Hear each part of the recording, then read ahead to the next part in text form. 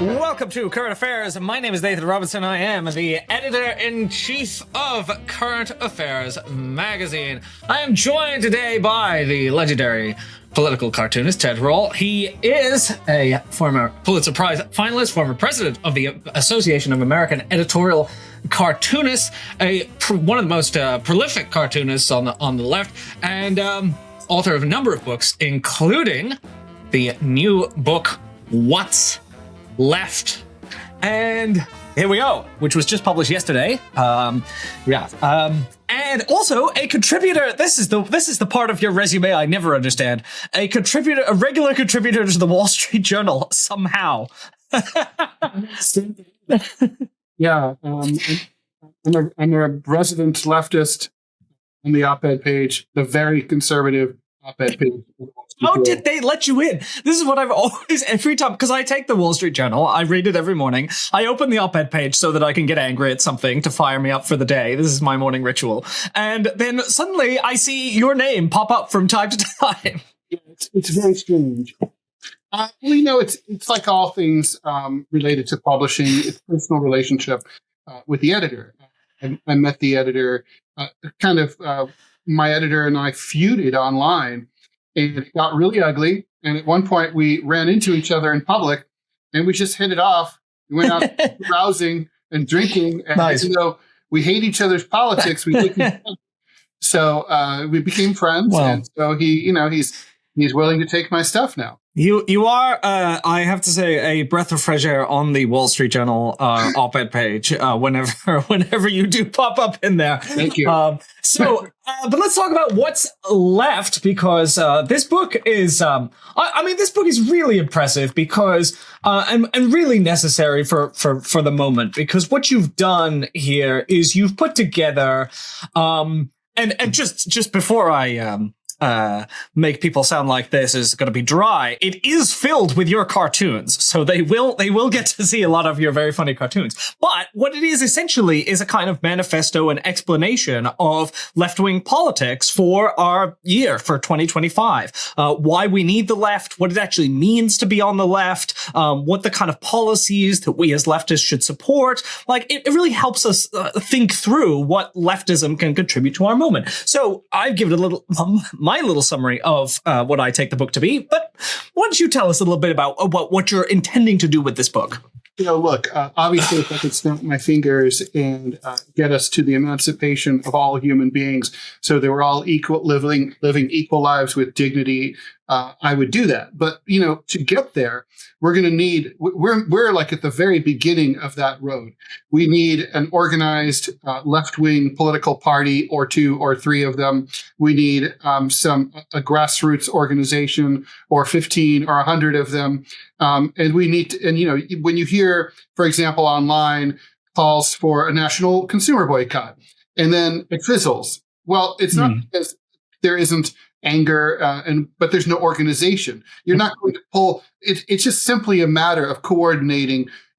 A sizable percentage of 330 million people is logistically hard, right? That's something we could maybe learn from the capitalists. They're pretty good at it. And so, other countries are way ahead of us in this. Most Western industrialized electoral democracies have socialist and communist parties.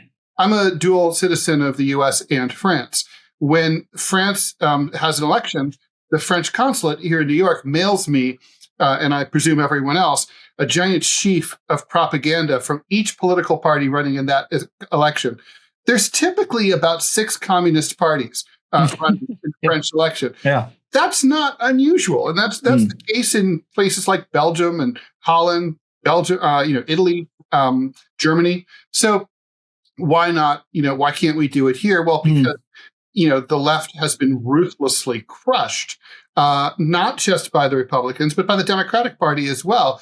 There used to be a home until the 1990s for left-wing Democrats under the big tent of the Democratic Party. They were happy to collect our votes and our campaign contributions, and they'd let us maybe even influence their politics a little bit.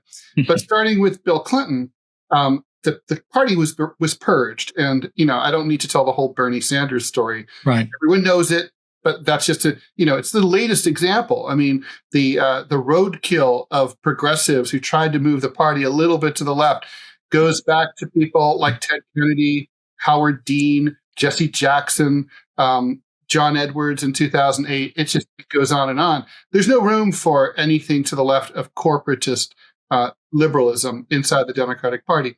So I started thinking about, okay, well, how do we organize, right? And I was like, well, it seems like the first step is we need to organize around a set of ideas.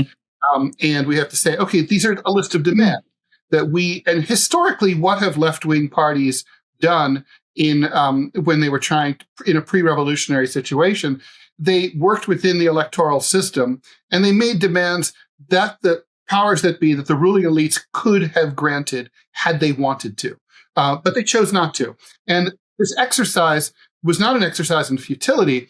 It was intentional. In fact, it was a trap for the ruling elites. If the ruling elites had granted these concessions, the revolution might never have occurred, but they didn't. And so as a result, they were exposed. For example, Tsar Nicholas II, or, it's kind of unfair a little bit if you know the details. Louis XVI, he wasn't really that autocratic. But the point is, and he did have some sympathy for the masses. That didn't matter. He didn't go far enough at that moment, and couldn't avoid the French Revolution. So the idea here is let's take the system as it is. We don't demand a change of one class by another. We acknowledge the system as it is. 50 states, the Constitution that was ratified in 1789, the federal budget as it is, the current structure of taxation. And within that system, what could that system provide for ordinary people to make their lives better? And the fact is, for example, I start with the defense budget. Right.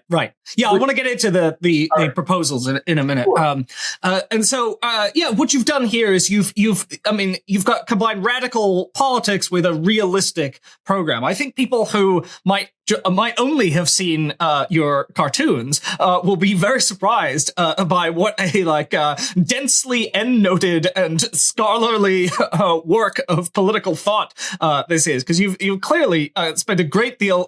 Great deal of research has gone into this. There's a lot of. You've really tried to think carefully about. Okay, where do we start? What do we want? What are we going for? What's realistic? What can we demand? What can't we really demand? How do we move forward? And let's get back to basics. And where you kind of start before you get to your proposals for what we should do with the defense budget is, what does it mean to be on the left, right? So before we get to our demands, let's first think a little bit about what are we saying here when we say we believe in the left. So take us back a little bit to first principles of what you mean by being a leftist. Well, one of the tools of oppression by the corporate media and the Democratic Party and the Republican Party is to conflate meanings and define things that used to have a clear meaning. 100 years ago, no one wondered what Eugene Debs stood for as the when he was running for the presidency under the Socialist Party banner. Now we constantly hear, Donald Trump will say that the Democratic Party are radical Marxists, or the press will say, the left conflated with Democrats. And it gets to the point where, it becomes hard to avoid. And sometimes I even catch myself using it too.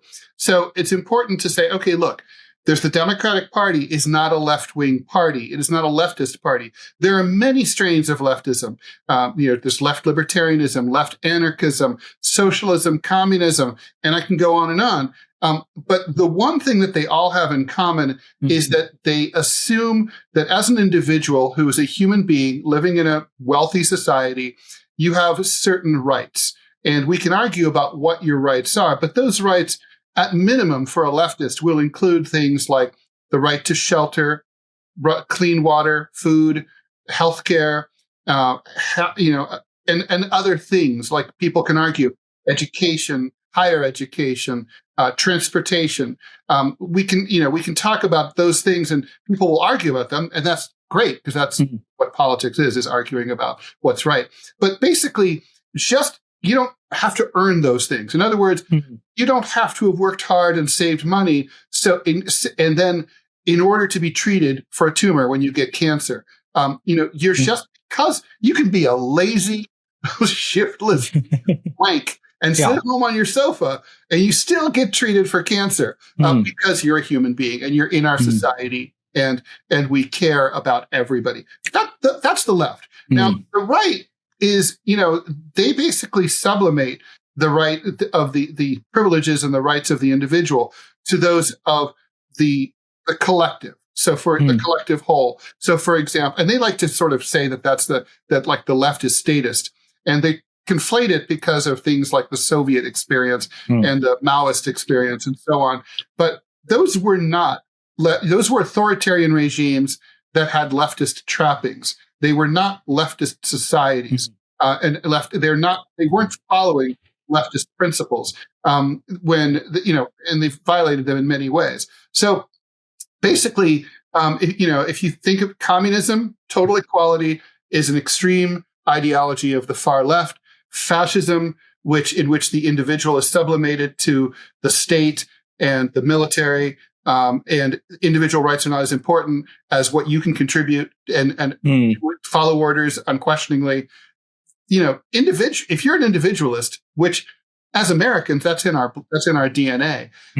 Then that you really belong on the left. Hi, sorry to interrupt, but if you like this video, please subscribe to this channel for more wonderful current affairs material in the future, and head to currentaffairs.org/subscribe to subscribe to our beautiful print magazine today. I think probably our listeners and readers will already have noticed in the way that you speak one of the qualities that comes across in the book, which is a kind of clarity of thought. I mean, one of the reasons that I was so impressed by this book is because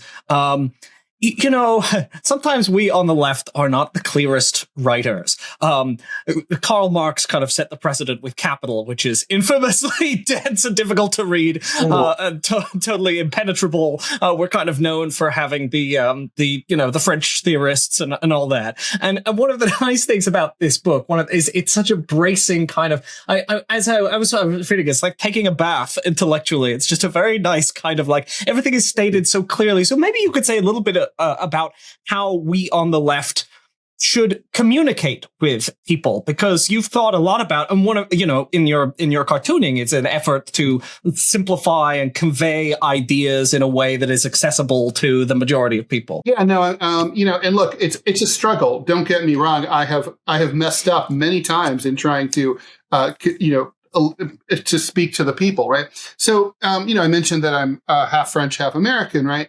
And in France, like sort of yelling and screaming and being angry and pounding the table, that's nothing wrong with it.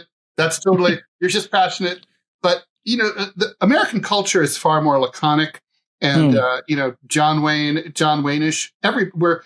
And so when you kind of lose it and start pounding the table and get hysterical, people just, they don't like you anymore. It's like if you've ever gone to court and had a case where you were one of the latter cases and you watch other people argue their case, like in small claims or something, you'll notice that right or wrong, the person who can stay cool usually wins. And so that's like, and so I learned that lesson during the Bush years when the guy made me completely insane. And, I was like, what the wrong with you people? Why do you vote for him? Okay. So that's obviously, it doesn't work.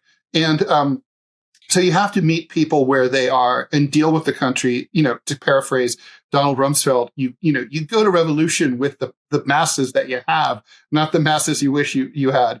And so, I think you don't talk down to people. Americans aren't stupid. Even people who vote some way that you might think is stupid, they're not stupid, and you should not treat them that way. At the same time, hyper-intellectualizing, talking down the sense, this is something we've seen Democrats criticized for, like Hillary Clinton had a reputation for talking down. She gave the sense of talking down to people. Apparently, she's not like that one-on-one, but she can't campaign house by house in this country. So, it didn't work. I think it's important to just be real and just also admit when your side has things that they don't know, that they don't have a solution to, that you're working on, things that have gone wrong in the past, things that mistakes you personally have made, mistakes that leftism has made. Leftism has made many mistakes. And currently, for example, and I talk about this in the book, it's sort of at the beginning of my book, we've allowed ourselves to get distracted by our correct sympathy for emancipation movements, like obviously, and fighting homophobia and sexism and misogyny and transphobia and so on. And, those are, the left needs to fight for those things. But if you're only fighting for those things and you forget the class analysis, you're leaving most of the struggle on the table. And if you flip it over and you only did the class analysis, probably those other things would end up coming along with you. A lot of them, and I kind of make the case for why and how I think that. But the point is that, and in fact, I don't want to say that these ideas that I put forth are the ideas that the left should do. If I was the king of the left, but the left didn't have a king. So, right. But the point is, it's more about format. Like this, we need to come together and start thinking in this way. Yeah. And have a list of things that we agitate for. One person who I think did a really good job of communicating from the left, although I have issues, is Bernie Sanders. Yeah. He had 3 issues. We all know what they were, right? $15 minimum wage, student loan forgiveness, Medicare for all. Anybody can recite them. Why? Because his discipline, his personal discipline, was relentless. And he talked about it for years. So, and that's what's necessary. People are distracted by, a million TV shows and a million podcasts. And, so you have to stay focused. Think about like the Democratic Party. They have a different talking point every day. Nobody knows what they want. One of the things I'm really impressed by Bernie is the fact that he's a broken record, the fact that he's, constantly just drawing you back to these things that matter and simplifying them. And I think that, there's nothing anti-intellectual about saying that some things are very simple and straightforward. And your illustrations throughout the book are great at kind of boiling something down. Like the one that stays with me is the you have the cartoon of the homeless woman on the street lying without a coat, and then the dog wearing a cozy little jacket for its 20-minute walk, and just a very simple like contrast that illustrates an injustice, an absurdity, something unfair about our society, and saying this isn't right. We need to pay attention to it. We can't get distracted from it. And so I think what's great, and I hope people will do like book clubs around your book, or like discussion circles, because I think it's nice in that you're saying, okay, what are the actual issues facing us right now? Let's boil them down. Yeah, thank you. And I would love to facilitate that how any way I could. Certainly, even if attending in person or by Zoom or whatever. It's I think it's important for people to to define that the left is outside of the Democratic Party. Obviously, a lot of leftists are right now voting Democratic because they think they have to. That's the nature of the system, and they've fallen for the 2-party trap. It's a trap for a reason, but they wouldn't if they felt like they had other options. Mm-hmm. And we need to stop wasting money, time, and energy, on the Democratic Party. We see the results of that in the most recent race. We've seen it many, many times in the past. And I think this might be, with a book release, timing is everything. Sometimes you release a book and it's just not the right moment. But, I don't know if this book will take off or not, but it's the right time. It's definitely the time. This is me. No, that's right. Let me ask you to just elaborate a bit, because you do begin the book with, in fact, the opening line of your introduction is "Democrats are not the left." The Democratic Party is not a left party. But when you earlier in our conversation, explained the basic left principles of equal human rights and dignity for all. I think there are, democratic politicians would certainly say, well, that's the stuff we believe. We believe that. Of course we believe that. We do these things. We believe in, Barack Obama, right, would say that he believed in the things that you outlined as the core left principles. But you say it's very, very important to understand that leftism and the Democratic Party are not the same thing. So help us see through the kind of rhetoric that says, oh, we're on your side, we believe in the same things, we're fighting for the same things, we're just a little bit more pragmatic, which would come out of the Democratic Party. Obama loved to say, don't let the enemy be the perfect of the good. What's wrong with getting halfway there, for example, Medicare for all. And sure, you can do a public option later. And like Lincoln Steffens, the great muckraking journalist of 100 years ago, he had this great little parable where he talked about, if you give a hungry man who needs a loaf of bread to survive, half a loaf of bread, he's still going to die. He's going to starve. But his motivation to get that full loaf, to get the loaf of bread he needs might be a little bit, they might put a dent into that. And the irony is, by giving him a half a loaf of bread, he may die. So, and he might have gotten it. He might have gone and gotten that full loaf if he needed it. That's kind of like what happened with the Affordable Care Act. Literally nobody thinks, for example, that healthcare is a major issue. And yet, as soon as Luigi Mangione allegedly killed a CEO of a major healthcare company, then suddenly you see that there is still this gaping, massive need that hasn't been addressed by the ACA. So to answer your question, the Democratic Party, they claim to care about these things. But as Sartre said, we are not judged by, what's in our heart, right? We're judged by by our actions, by what we do. And so, you can look at the Democratic Party, and I think if you made the case, during the New Deal or during the war on poverty under LBJ, that the Democratic Party cared about some of these principles, you'd have a pretty good case to make. It's been a long time. The United States, ever since Jimmy Carter, who recently expired, Jimmy Carter was the first Democratic president not to introduce or push for an anti-poverty program in the United States. No president has pushed for an anti-poverty program in the United States since the 1960s. It's more than half a century later. I don't think we're going to see one. Kamala Harris didn't campaign on one. Nobody, And did she mention poverty? Did she say at any point poverty is something we'd like to address? They don't even talk about it. They only talk about the middle class. The middle class. Right.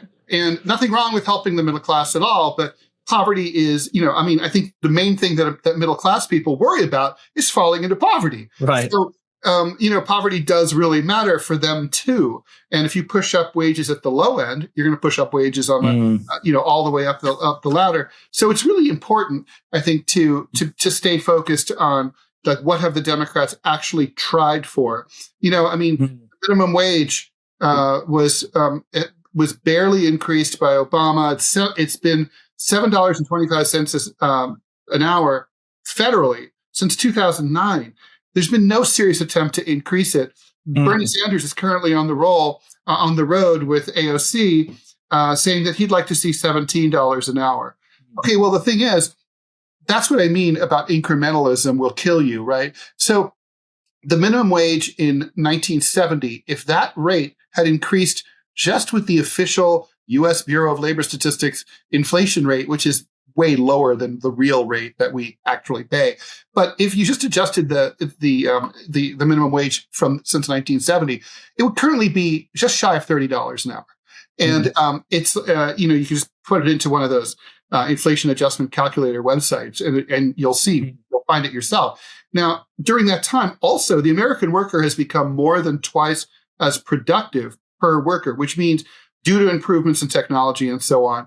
If you go to work in an office or a factory or whatever, you get you produce more than twice as much profit as for your boss as you did in 1970. And so why did all of that money from improved technology all go to the boss? Why? There's no reason. You could say well, no boss. I mean, you can certainly still repair cars without a boss. You can drive, you can drive a bus without a boss, but you can't drive a bus without a bus driver. And so it's like, the workers have been completely left out, which is why in the book I argue for a $60 minimum wage. Do I really think I'm going to get there? No. And actually, I think it's kind of low. I think it should be higher than that. But I'm making the point. Right. It could be $60 an hour and the economy would not collapse and Jeff Bezos would not be sleeping outside. And like nothing, to paraphrase Joe Biden, would fundamentally change. Mm-hmm. They'd just be sharing. That's all. I was thinking about what you said there about how half a loaf can actually be worse than no loaf at all, because it's it's paradoxical. But the Affordable Care Act, as you mentioned, it's kind of interesting. I mean, it's totally misnamed, right? The idea that we're going to pass this piece of legislation and now healthcare is affordable, but we've sapped the momentum for healthcare reform. What they did is, very much in the way that you're talking about the loaves of bread, you take this issue off the table, as if like we've done healthcare reform, we've done the ACA. Now we move on to other issues, and we know, as you say, that healthcare didn't become affordable. So all we did is we took the issue off the table without actually fixing the problem. Nobody thinks healthcare is affordable in this country. It's a total catastrophe. People complain about it all the time, to the point where they all cheered when Mangione shot the CEO, or allegedly. Allegedly. Tuesday. Yeah, that's right. I mean, and it didn't even solve. I mean, even if we assume that it had solved half the problem, oh, so great. What kind of society are we that we're going to say, okay, we'll let half the cancer patients get chemotherapy? Mm-hmm. That's not good enough. I mean, no one in it. This isn't Mali, right? Where like the national resource is rocks. It's like, this is the richest country that's ever existed in human history. We're awash in cash and resources. I mean, there is no reason that we should be living this way. I mean, why don't we have nice things? I mean, on a national level, why don't we get high-speed rail? Why don't we get affordable domestic planes? Why don't we get, why don't we have healthcare that we can afford? There's no reason. There's no reason. Lots of countries, including in the developing world, they do a great job. This is a choice. And, I mean, even if you're like a hardcore, big time progressive, like you mentioned, like Lincoln Steffen's point, realistically that healthcare is just not that important anymore. People, they've given up on it. They don't think they can get it. They'd like it. The polls still show people want Medicare for all, but they feel like the system has already addressed for the time being as much as it's going to.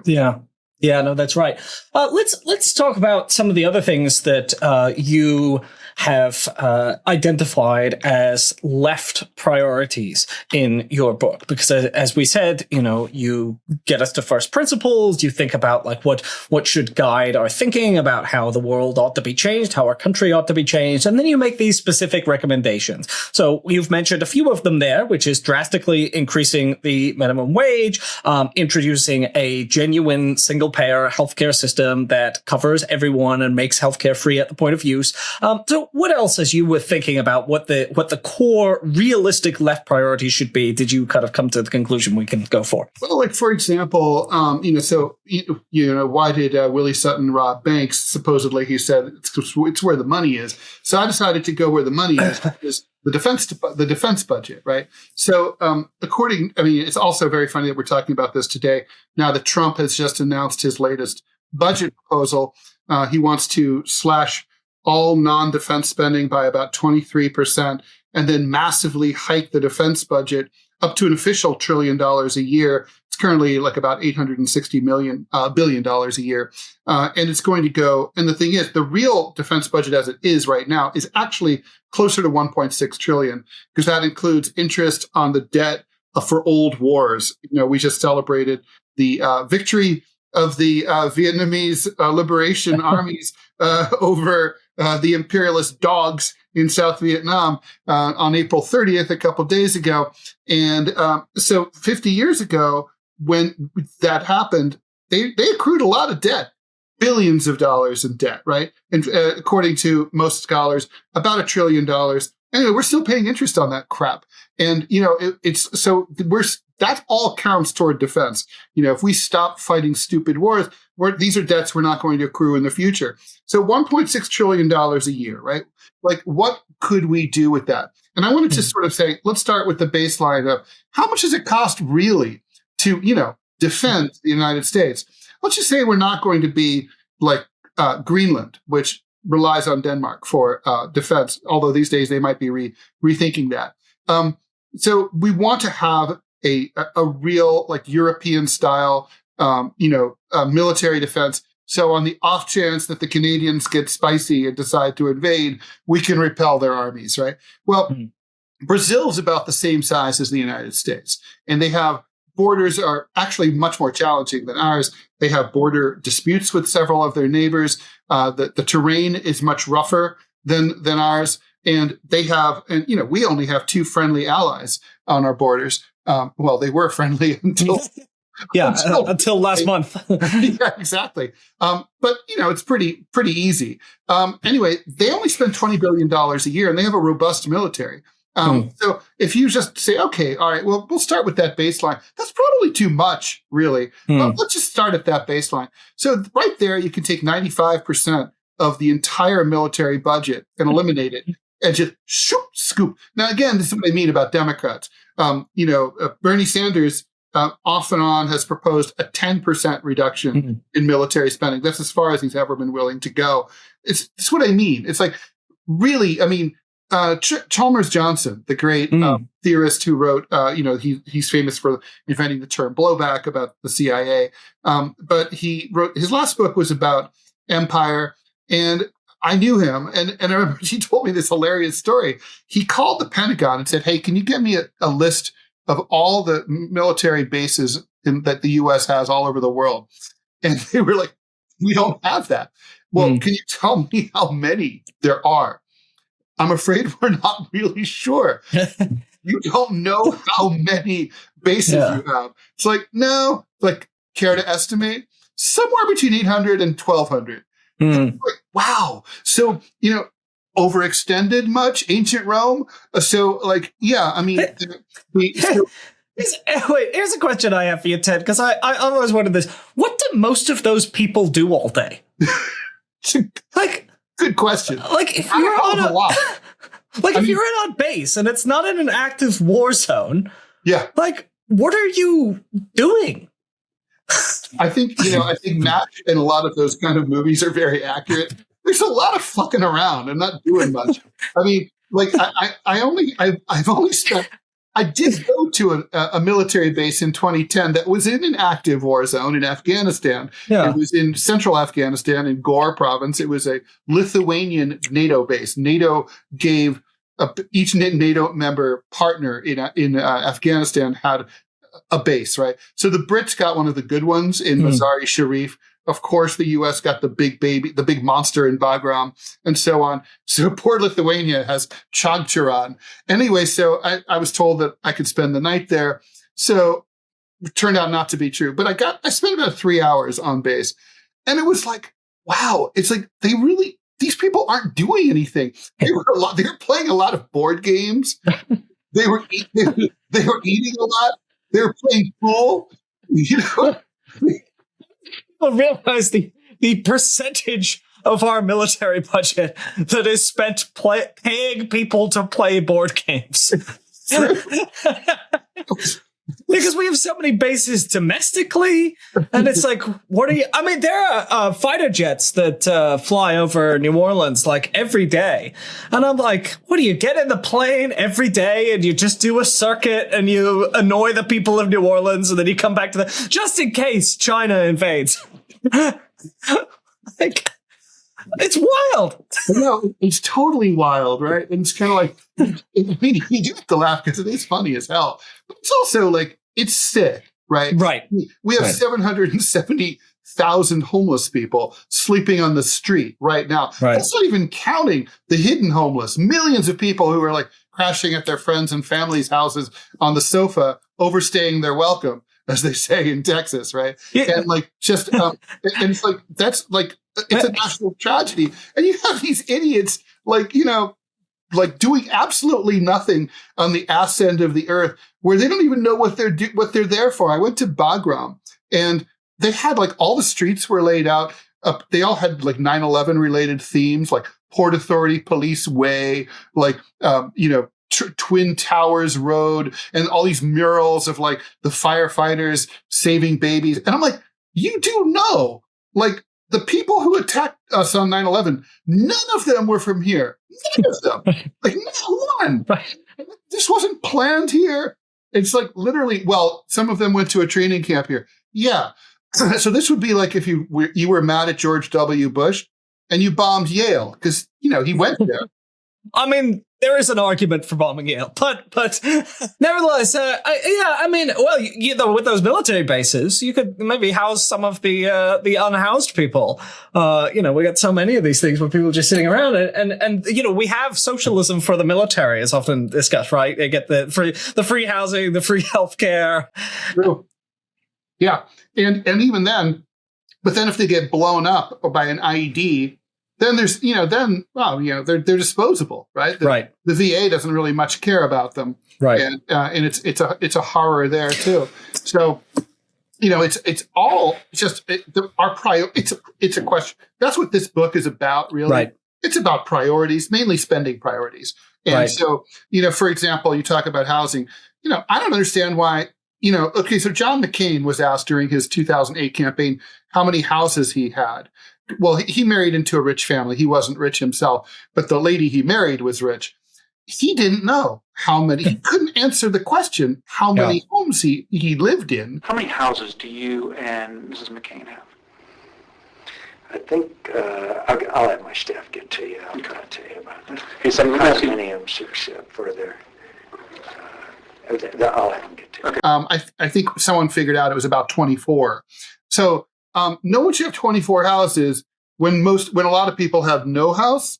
And there's also there are hundreds of thousands of empty units all over the country, right? I mean, there's right in my neighborhood here on the Upper West Side of Manhattan, there are boarded up apartments. There are buildings that are completely shut down.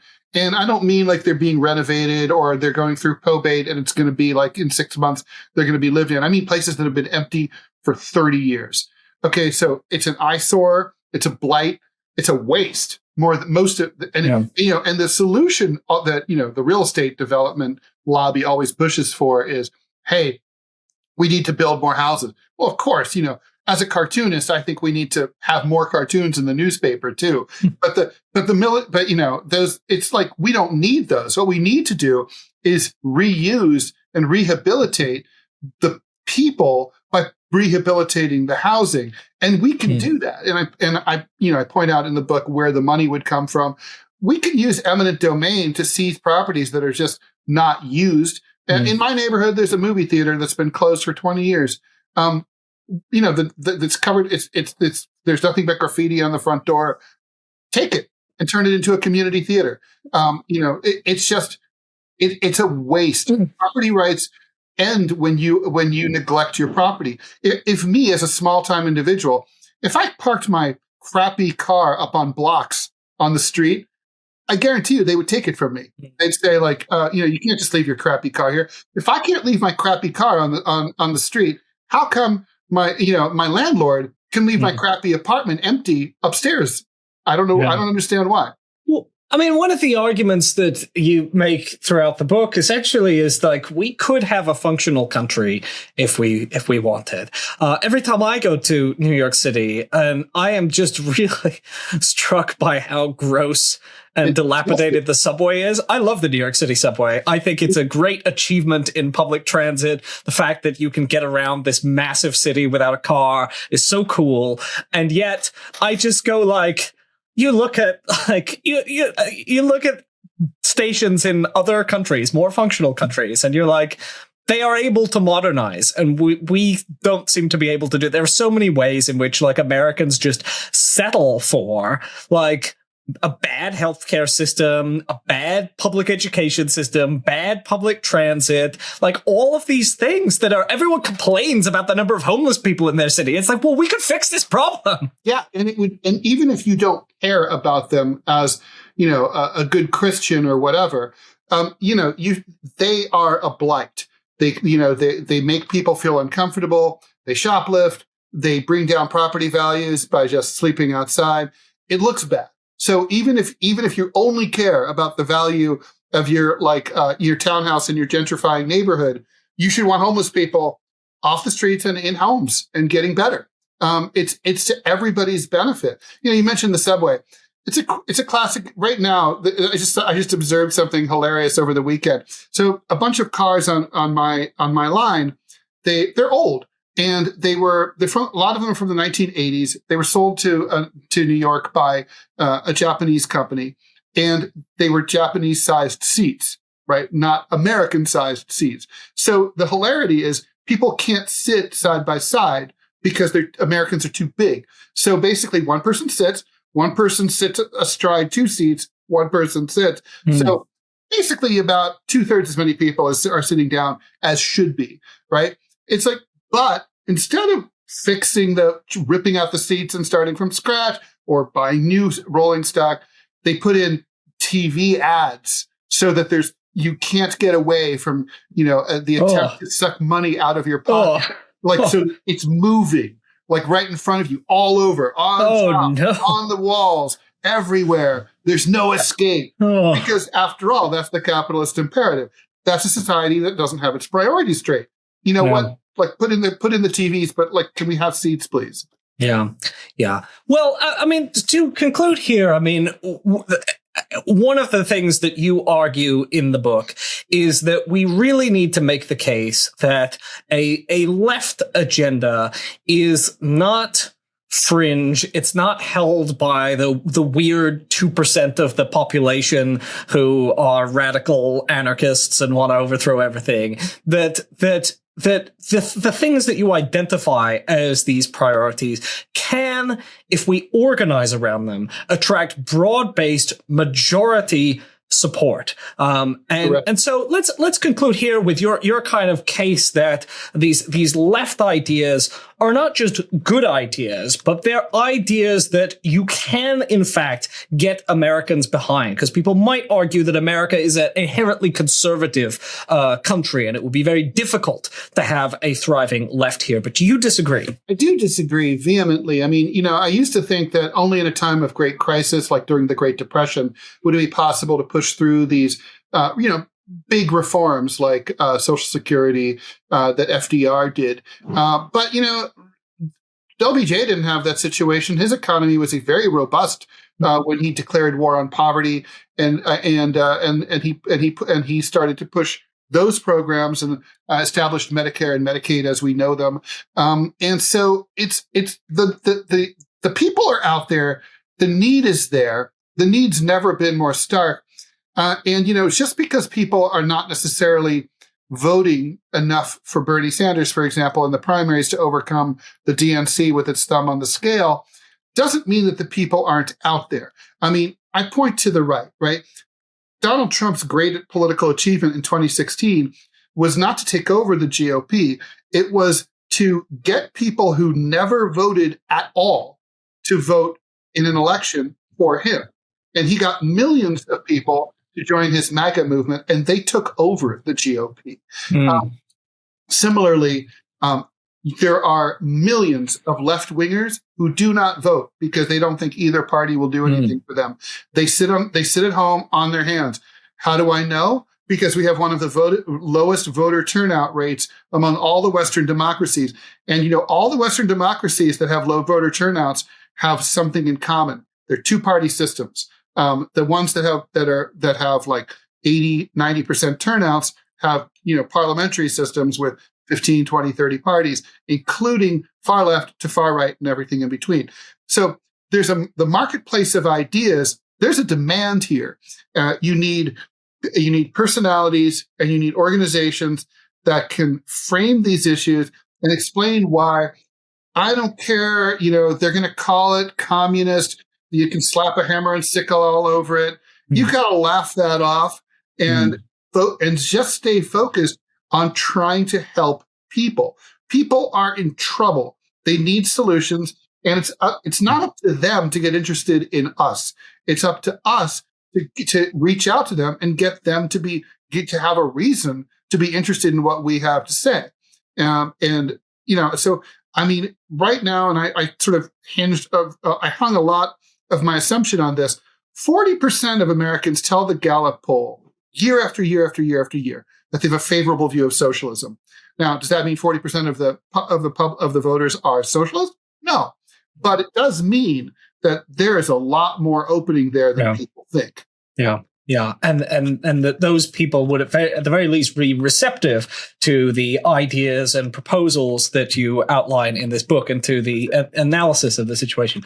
Well, I really do hope people pick up what's left and engage with it, because the amount of thought and research and work that you've put into distilling left ideas in a clear way that anyone can understand, and you make sure that they have fun during the book because they still get to see your cartoons. It's not all pie charts, although there are pie charts. But don't worry, it's not dry. It's not dry because it's Ted, and Ted's never dry. So thank you so much, Ted Rall, for joining us. The book is What's Left. It's available now. Thanks for watching. This video is a product of Current Affairs Magazine, the country's leading independent left print magazine based here in New Orleans, Louisiana. Go to currentaffairs.org to find out more about us, and currentaffairs.org/subscribe to subscribe to our absolutely gorgeous bi-monthly print edition. Get it in your mailbox. You can also subscribe to the Current Affairs News Briefing, the Current Affairs Podcast, or you can subscribe to our digital edition. Current Affairs is entirely reader-supported. We have no ads. We have no corporate backers. We depend on you. So please consider purchasing a subscription or making a donation to Current Affairs today. We are a 501c3 non-profit organization, and your donations are tax-deductible to the extent allowable by law. Thanks for listening. Thanks for watching.